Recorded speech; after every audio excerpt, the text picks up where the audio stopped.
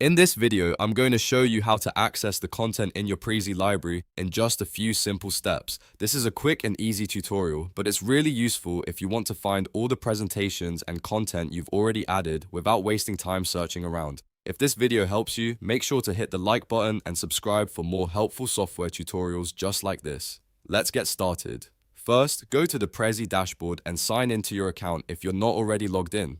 Once you're on the dashboard, look at the left-hand panel. This is where Prezi keeps the main navigation options for your account. From there, simply select the library option. As soon as you click on library, Prezi will take you to a page where you can see all the content that has been added to your library. This includes the items you've saved or uploaded, making it much easier to manage your work in one place. You can scroll through the content, review what's available, and quickly open anything you need. This is especially helpful if you're working with multiple presentations or trying to organize your Prezi projects more efficiently.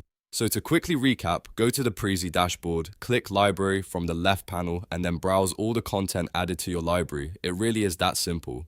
If this tutorial helped you, don't forget to like this video, subscribe to the channel, and turn on notifications so you never miss the next guide. Thanks for watching, and I'll see you in the next one.